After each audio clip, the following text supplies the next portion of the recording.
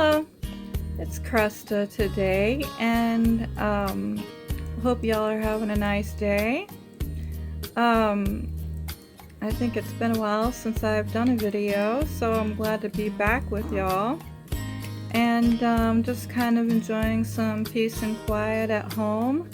this afternoon, and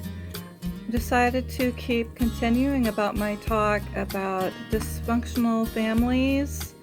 and the roles that we play inside of them, and also about recovery from dysfunctional families, our own dysfunctional selves, and life as we go on day to day with our own recoveries from addiction of any kinds. I hope I don't sound repetitive when I talk throughout these videos, because as you all know, I'm learning as well. Do a lot of research and working on recovery myself with the drugs and alcohol, and as CPTSD plays a big role in all of our lives, complex trauma. Dealing with families is not always easy. Dealing with the pressures of daily life can be a lot of times hard for us, as we can still be living with people suffering from the personality disorder of narcissistic personality disorder, and the framework behind the dynamics of complex trauma. It is not always easy as living or growing up in families or having partners that can be very anxiety filled, and a lot of depression can evolve after the course of years of not being able to openly express ourselves emotionally, not feeling that emotional connection that comes along with a family or a partner, that where you're not allowed to express yourself unless you offer them more positive feelings and ways of being, where anger is not usually allowed. You're not able to express that feeling a lot, and it can be very frustrating. Or sadness, especially when you're having a problem and you're really needing to get out of those feelings, where you need someone to talk to and confide. And hopefully we have people that we can confide in besides that narcissistic person, because you need to have that kind of support. Without it, you can really suffer tremendously with that anxiety and depression. Maybe if we need to write it down, talk about it, even journal about it, and have a more empathetic soul who can listen and understand just the normal feelings that we could be having. It is so important, whether you have a therapist or a friend, or just finding someone that you have on a day-to-day experience, where you can come out of some of that isolation that we're often left in, going out and getting in touch with whoever that can be, that where we are allowed to be ourselves, create and have peace in our lives. I know that my mother and I'm creating quite a lot of boundaries with my parents right now, and also my children. But that can be one of the hardest parts of all, when we are creating these new boundaries, where we can no longer take possibly the anger or screaming or the constant fights that they create, where peace is not really allowed because they are full of turmoil inside of themselves, where we can maybe get away for a while and find a place, whether it's just doing some more mindfulness, creating boundaries where we can possibly get away from that person for maybe short to long amounts of time, whether you're still going no contact or having some contact with these people, or maybe if we're still living with these people or have to be around them, as to where I'm at with my children still being there, to where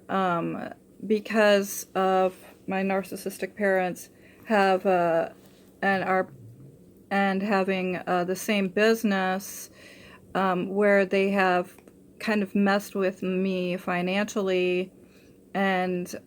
where they can really get into your lives and sabotage, and then even on our own, we are left too often because we can be addicted to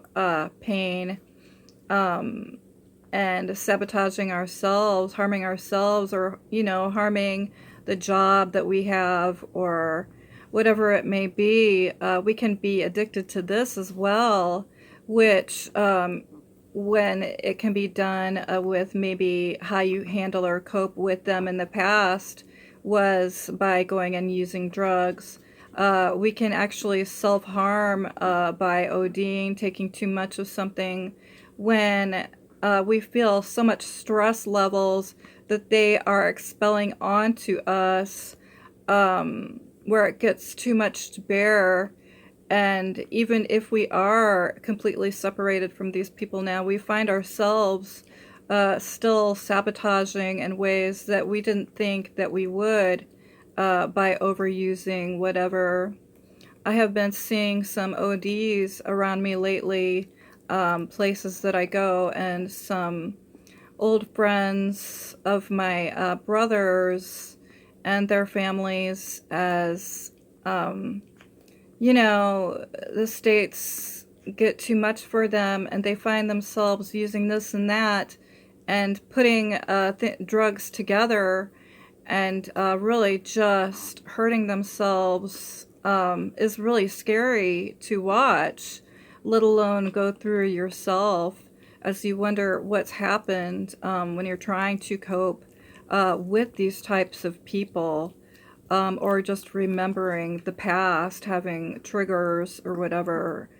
on a day-to-day basis. What ways are we setting peace for ourselves every day? I know that even I spent a little time with my family today, wanting to connect again with my children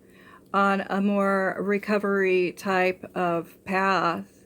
getting to know them and reassuring them of my love for them, and that unconditional love, where they might not be getting it in different places, whether they're finally saying, we're not going to respect the new boundaries that you're laying, and therefore we're going to, shut you out of their quote unquote family or friends, co-workers, whatever. And you might still have some good friends in there, or your children, and you're wanting to spend quality time with them. And it's hard, because they are often wanting to connect to that family, and because especially the children, they love that family, and it's hard for them to break away because the manipulation that they're always using, it's hard, for them to see outside of that box. So coming at it in a more place inside of us where we can come back to that peace. Like for me, I had to finally break away from, I had made them all some lunch, you know, cleaned inside of their kitchen, and where the old me often took care of a lot of the things, and you can be more sort of like their servant, and where you're, you know, visiting or whatever, or living in a place, you find that you feel more worked than just spending nice time together,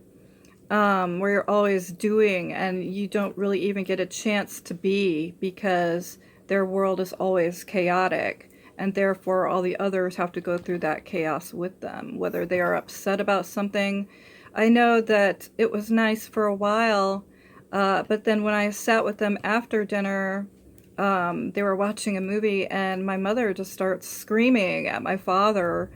um, and just kind of to the point where I had a headache from my toothache. There was just no peace, and I had to break away, and I said, okay, well, it's time for me to go back home. And so coming back home, there was just this utter peace here, as I realized what a difference it is, like a night and day, when you do finally get away from these people. You can actually breathe and sit with yourself. It can be really hard at first, as you were just doing it, because all your life you have learned that being alone is bad, and you always, like a narcissist, always has to have people around them, either working for them or just gathering groups together for maybe more financial support or whatever it is for themselves, because their greed is just never good enough, as they are never good enough for themselves, and they're always thirsting for others, anything and everything. So if that all makes sense, y'all, I know you do come to a place after a while where things do start coming together, as you're learning about the narcissistic family, the dysfunctional families that 90% of people have, some worse than others, whether it's just really controlling people or manipulative people. It's so important to get that, as we as codependents seek for that peace, that, and finally can start adding inner peace as a drink of water every day, where we can finally learn, although it's really hard at first, to sit by ourselves, maybe close our eyes and meditate, breath work for a while, or turn on some peaceful music. Daisy says, hey. So breaking away from that can be hard at first, but as we're using mindfulness skills again, maybe just taking an hour break and reading a book, even doing the dishes, taking a walk, spending time with animals, or more peaceful friends who can listen, who are not always yelling that you are selfish for wanting to spend time with yourself, or having your own ideas, opinions, or any of that, you know, when they're all telling you that you're greedy or selfish for wanting this time. Remember, they can really put the guilt trip on, but it is not your fault. And as we're doing mindfulness and peacefulness activities, we can begin to forgive ourselves as we touch on our hearts, and keep connecting with the hearts of your children through these times. For me, is just essential. You know, we have taught our kids everything. They follow us in our footsteps. And we can really feel guilty as these children are having trouble now in their own lives.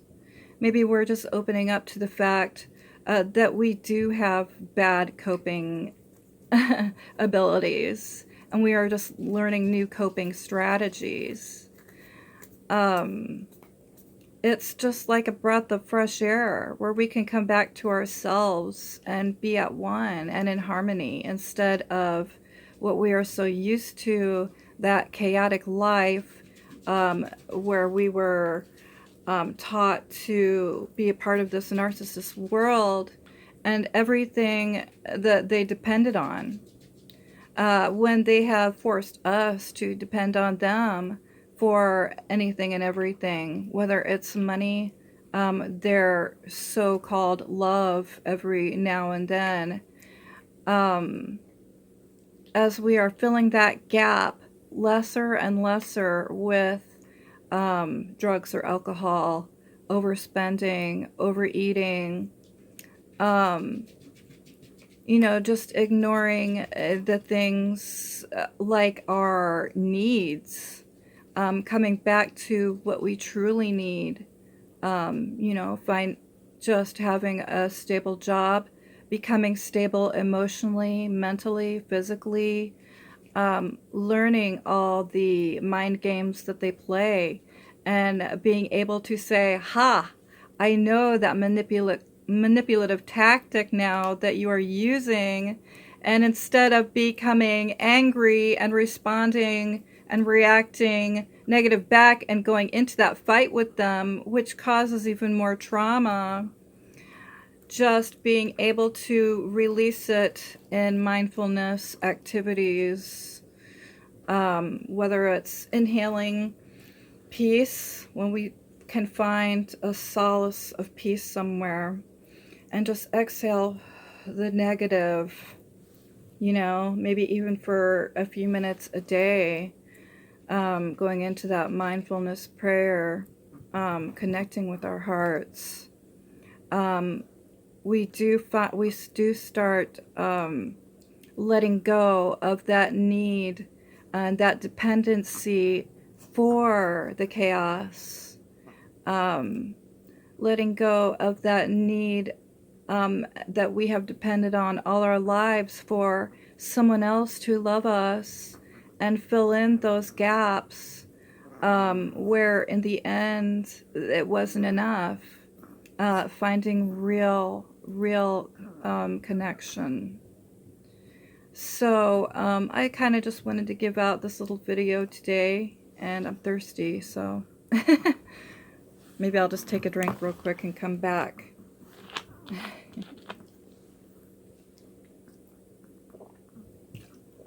As I do a lot of meditating lately,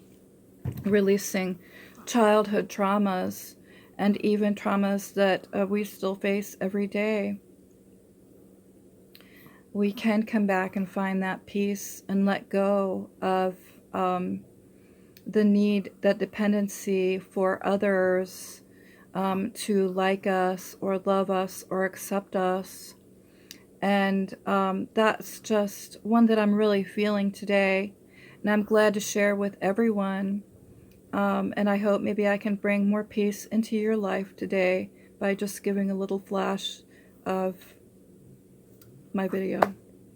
So, peace.